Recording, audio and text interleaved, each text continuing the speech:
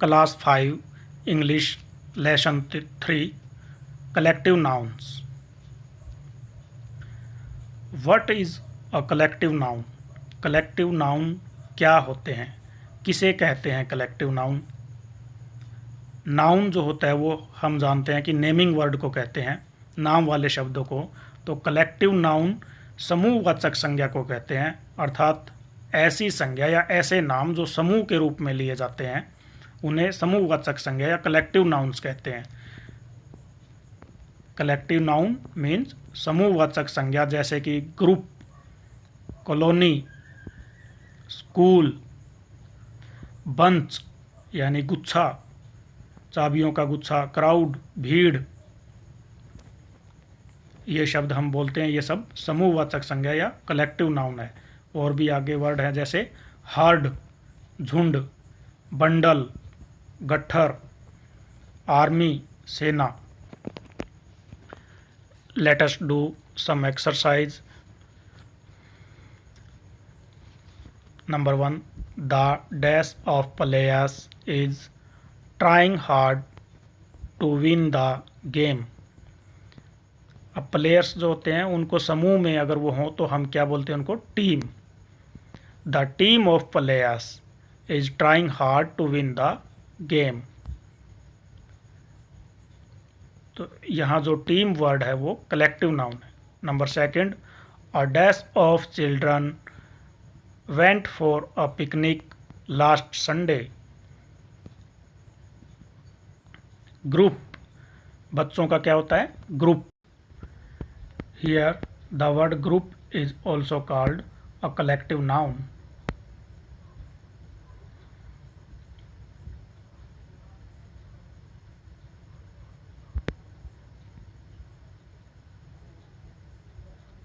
Number 3. A dash of flowers looks very beautiful. फूलों का क्या होता है? गुच्छा, means bunch, BUNCH, bunch. A bunch of flowers looks very beautiful.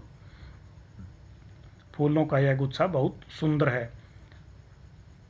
Bunch जो वर्ड है यह भी एक कलेक्टिव नाउन है। बंच कीज का भी के लिए भी प्रयोग होता है। Number 4. A dash of people followed the hero. लोगों के समूह को क्या कहते हैं? क्राउड, भीड़। अ क्राउड ऑफ पीपल, लोगों की भीड़। A crowd of people means लोगों की भीड़। फॉलोड द हीरो, हीरो के पीछे पीछे चली। तो यहाँ क्राउड जो वर्ड है वो भी एक कलेक्टिव नाउन है, समूह में है ये लोग। नंबर 5.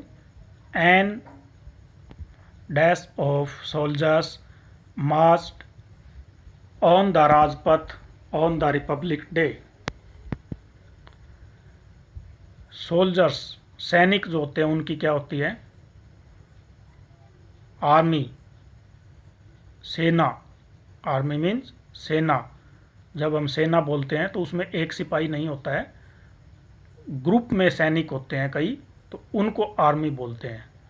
तो समूह में हो गए, इसलिए समूह में होने के कारण यह वर्ड भी कलेक्टिव नाउन है। आर्मी कलेक्टिव नाउन है, क्योंकि सोल्जर्स समूह में है, इसलिए हमने आर्मी वर्ड का यूज किया।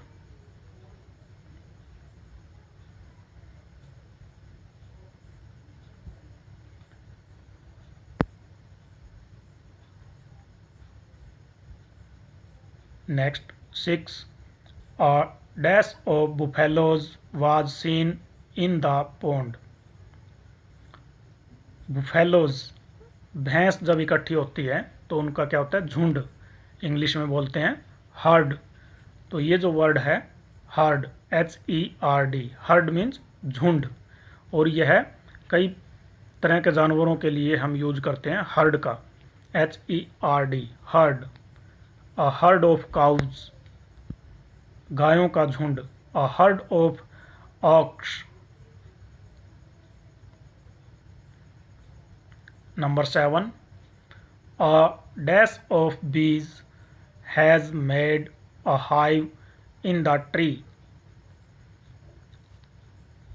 जो मक्खियाँ होती हैं, मधुमक्खियाँ, वो जब समूह में होती हैं तो उनको बोलते हैं इंग्लिश में स्वार्म।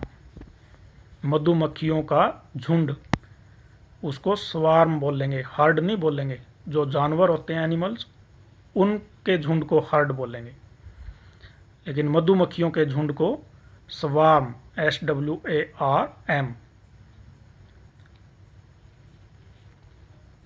तो ये स्वार्म वर्ड है, ये भी कलेक्टिव नाउन है। Number 8, a dash of books is laying on the table. जब किताबें होती हैं इकट्ठी, पूरी की पूरी किताबें, जैसे 8 या 10, तो उनका होता है pack. A pack of books is laying on the table. तो यहाँ पैक जो वर्ड है वो भी एक कलेक्टिव नाउन है, यानी पुस्तकों का एक पैक मेज पर पड़ा है। A pack of books is laying on the table. मेज पर किताबों का एक पैकेट या पैक पड़ा है। तो यहाँ पैक जो है वो भी एक कलेक्टिव नाउन है। Number 9, the wood cutter asked his sons to bring a dash of sticks. Sticks के गट्ठर को, यानी जब छड़ियाँ इकट्ठी होती है तो उनके गट्ठर को बोलेंगे बंडल।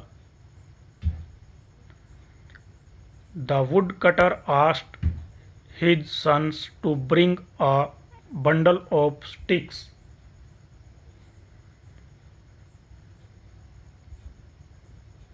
तो जो बंडल वर्ड है वो भी एक कलेक्टिव नाउन है। वुड कटर ने अपने बच्चों को स्टिक्स का एक बंडल लाने के लिए कहा। Sticks means छड़ियाँ।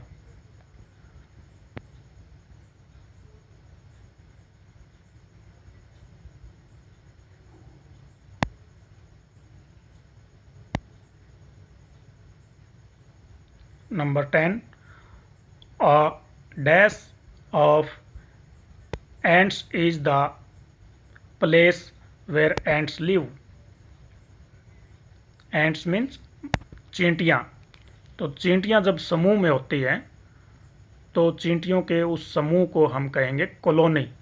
A colony of ants is the place. Ants की जो कॉलोनी होती है वो हम कहते हैं जहाँ पर चींटियाँ रहती हैं।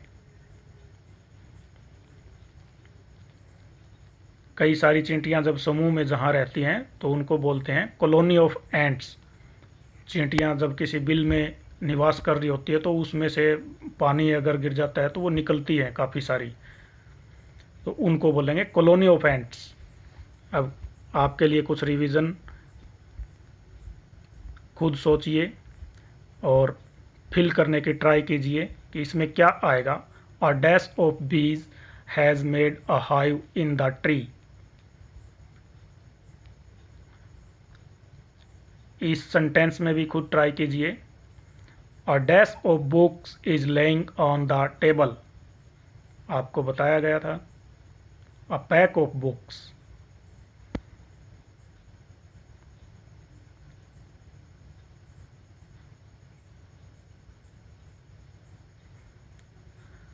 The woodcutter asked his sons to bring a dash of sticks.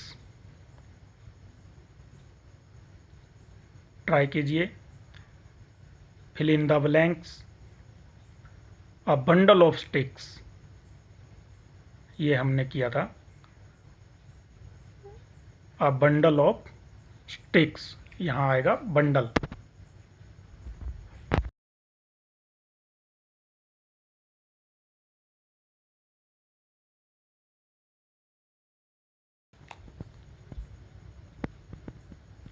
Next,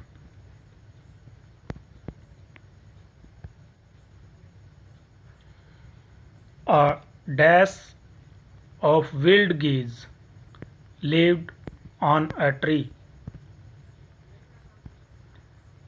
wild geese जो होते हैं, जंगली गिद्ध, उनके झुंड को हम कहते हैं flock, FLOCK, fluke.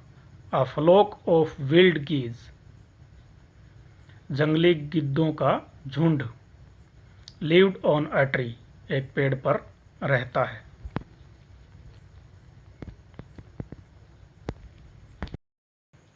Thank you.